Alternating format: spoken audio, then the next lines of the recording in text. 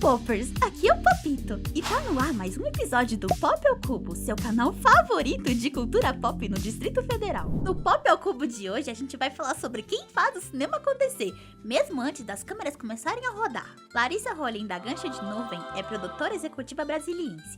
Ela entende a arte de transformar ideias em filmes reais, dentro do prazo, do orçamento e com tudo no lugar. Ela cuida da grana, organiza equipe, resolve pepino, conecta pessoas e garante que tudo funcione.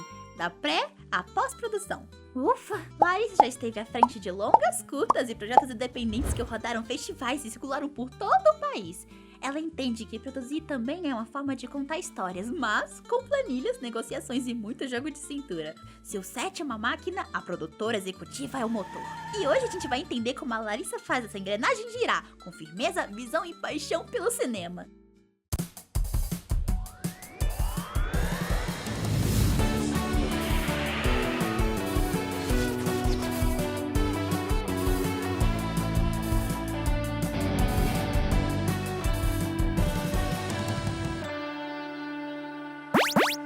Dando início à nossa entrevista, a convidada de hoje é produtora executiva e diretora de produção, que atua em diversos projetos audiovisuais, como séries, curtas e longas-metragens. Seja bem-vinda, Larissa Rolim. Seja bem-vinda. Obrigada. Pra gente começar a nossa entrevista, eu ia te perguntar quais são as funções de uma produtora executiva e de uma diretora de produção, uma vez que a gente entende que algumas funções ali em um projeto cinematográfico são mais fáceis de se compreender, como diretor, roteirista, como que é o teu trabalho?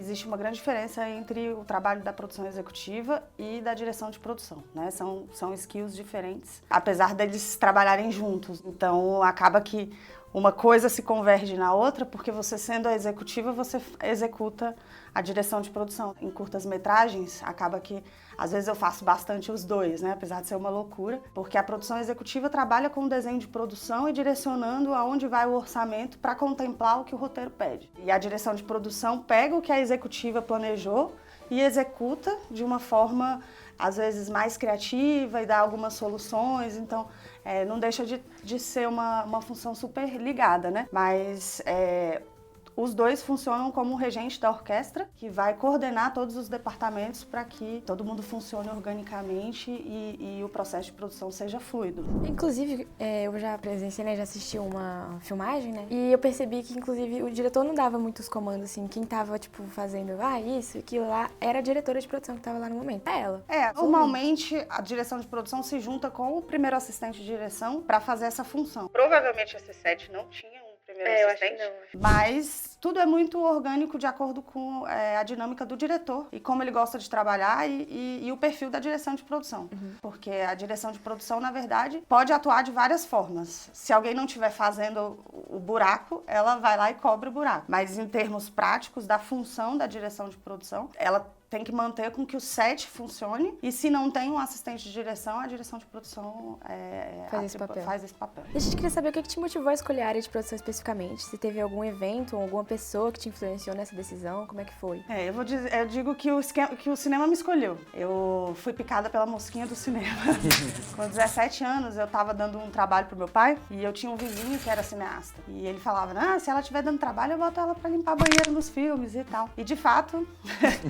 Com 17 anos rolou um filme em Pirinópolis, era um curta, e precisava de alguém pra ficar cuidando de banheiro químico, das coisas assim. Eu fui meio que como uma estagiária aprendiz, assim, e acabou que esse produtor, meu amigo, ele ficou doente, ficou me orientando à distância o que eu tinha que fazer. Então eu deixei de ser uma simples assistente pra limpar banheiro químico, pra fazer o trabalho com ele. Ele achou que ia chegar lá 20 dias depois e ia precisar produzir tudo e tava tudo pronto. Na hora que eu olhei assim, com 17 anos, produzir à distância sobre orientação e tal, eu falei, eu acho que eu tenho jeito. E aí eu embarquei e não parei mais. E, assim, você teve envolvidas em produções, assim, icônicas, expressivas daqui de Brasília, como Faroeste Caboclo, Somos Tão Jovens. Tem alguma experiência que te marcou, que foi transformadora pro teu trabalho? Na verdade, quando eu fiz existe uma grande diferença entre você prestar serviço de produção para um filme e você produzir um filme. Quando eu produzi o Faroeste e o Somos Tão Jovens, eu era produtora de assistente para produção, né? Eu não digo nem direção de produção, mas uma coordenação. Dentro da minha carreira eu fui assistente de produção, depois eu fui produtora de base, platô, produtora produtora de locação, pra daí depois ser diretora de produção, entendeu? Então, tem muita gente que me pergunta, o que você fez? Qual é o seu know-how pra você chegar onde você chegou? Eu falei, eu tive paciência. Muita demanda pra quem tá começando, né? Quando eu fiz o Faroeste foi uma grande virada na minha vida, porque eu ainda era assistente de produção, ainda tava trabalhando com o Felipe Favoreto, inclusive, que é esse menino que eu fui assistente, e eu como produtora local. Que acabou que, com a demanda e com os meus skills, eu virei produtora de frente. Então, eu consegui, dentro do filme, sair de uma função de assistente pra produção de frente. Não só pela função, né? Porque é diferente. Quando fala, eu fiz o Faroeste. Não, você fez em que posição? Você tem ali uma equipe de produção de 15 pessoas. Você é uma delas, né? E não deixa de ter feito, mas não foi você que fez, né? Quando você passa a ter um CNPJ, uma produtora, e produzir, aí sim você é produtora. Porque produção é uma coisa muito abrangente, né? Ainda sobre a sua carreira, né? A gente queria falar um pouco sobre o filme Meu Expediente, que você produziu e que teve uma repercussão internacional, né? Por conta de que ele foi pela Globo. Como foi fazer esse trabalho e ver ele alcançar essa audiência global aí? Que impacto isso teve na sua carreira? O meu expediente é que a gente brinca, porque eu adoro fazer meu expediente, brincadeira. Mas realmente foi um filme que transformou a carreira, inclusive, de entendimento de trabalhar com verba de Ancine, que foi o primeiro trabalho que a minha produtora usou recursos da Ancine e não do FAC, que é o que a gente está acostumado com o de Apicultura do Distrito Federal, né? E é muito diferente a dinâmica, a prestação de contas, como que esse recurso corre, né? Então, assim, em termos de aprendizado de carreira, posso dizer que o meu expediente foi o que alavancou, né? Mas, assim, dentro do nosso percurso, a gente sempre tem que encontrar alguns parceiros, né? A gente não faz cinema sozinho. Um produtor é sempre bom apadrinhar um diretor e vice-versa. O diretor apadrinhar uma produtora. E eu tive a sorte no meu caminho de apadrinhar o Santiago Delap, que é um diretor em ascensão do Distrito Federal também. E junto com o Davi Matos, que é o roteirista. Eles são parceiros e a gente faz, assim, 90% dos meus trabalhos são com eles dois. E aí a Globo abriu uma espécie de edital que a concorrência era em roteiro, né? Então a gente ganhou pela história. E aí a gente conseguiu aí 400 mil na época para produzir um telefilme. A gente usou 100% do recurso para o filme, né? E não à toa ele chegou onde ele chegou, ele foi para 77 países e mais de 10 milhões de espectadores, assim, acho que mais de 20. A gente produziu ele em 2017, já vai fazer quase 10 anos e ele hoje ainda é licenciado pelo Canal Brasil, né? Que adorou o filme e sempre está renovando o licenciamento. E Larissa, o que você definiria como um desafio para um profissional que atua como você atua? Acho válido pontuar também que você é uma mulher também, né, na área do cinema. Como que é isso pra você? Você tem algum exemplo disso, de algum desafio que você já passou, que você já enfrentou? Fazer cinema já é um desafio, difícil. Né? Eu costumo dizer que nada é impossível, né? E aí a gente faz cinema por propósito, né? Então, é um lugar que não tem muito como você ficar procrastinando. Hoje eu trabalho para ser menos frita, né? Porque a gente fica nesse corre mesmo, porque aprova roteiro, aí entra edital, escreve em edital, aprova o dinheiro, prestação de contas, executa, monta a equipe, finaliza, vai para edição, distribuição. Por isso que hoje, no começo da carreira, eu falava, vou fazer qualquer filme. Aí falava, tem um filme, massa, bora. Hoje eu falo, tem um filme, tá, mas que história?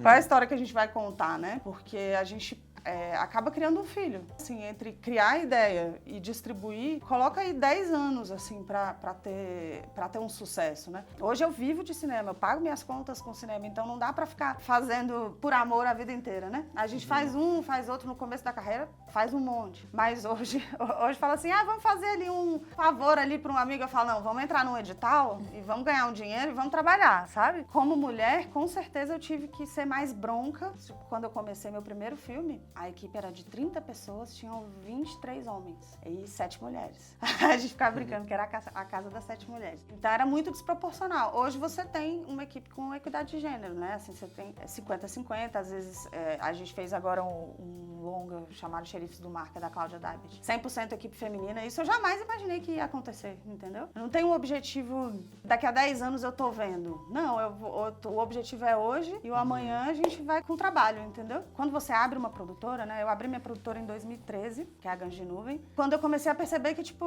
eu era contratada por uma coisa que eu fazia pra eles. Então, eu gerava a demanda pra eles e era contratada por eles. E eu, não, então eu vou começar a gerar demanda. E pra você ser um gerador de demanda, você não pode ter preguiça mesmo.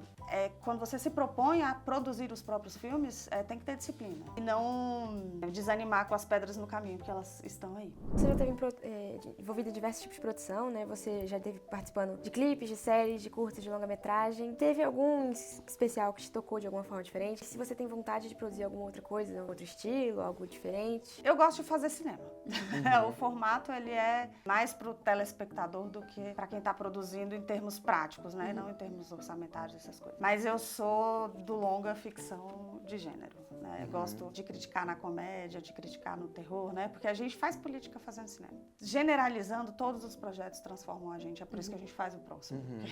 A gente nunca acaba um filme do jeito que começou, né? Como pessoa, como ser humano. Eu adoro conhecer pessoas, adoro conhecer histórias. E toda vez que a gente produz, a gente está abrindo caminhos, né? Dentro de um filme você entra em vários universos. Então é isso que me encanta, assim. Bom, agora a gente já está caminhando pro final da entrevista e a gente queria fazer o ping-pong, que é um bate-bola, jogo rápido, que eu vou te fazer uma pergunta e você vai responder pro jogo assim na sua cabeça.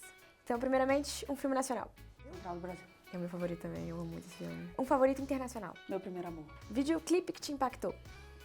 O do Dilo. Mamãe, que foi um dos que eu produzi, mas realmente é um clipe impactante. Melhor colaboração. Santiago Delato. Algo ou alguém que te inspira, mas que ninguém imaginaria. Amy Winehouse. Pra terminar, um conselho pra quem tá começando. Propósito, disciplina e não desistir com as pedras no caminho. Persistência, né? Persistência. Muito obrigado, Larissa, pela entrevista. Muito obrigada. Obrigada a muito bom. vocês pelo convite. A nossa entrevista chegou ao fim. O Pop é o Cubo, projeto que explora e divulga a cultura pop do Distrito Federal, fica por aqui. Tchauzinho! Tchau.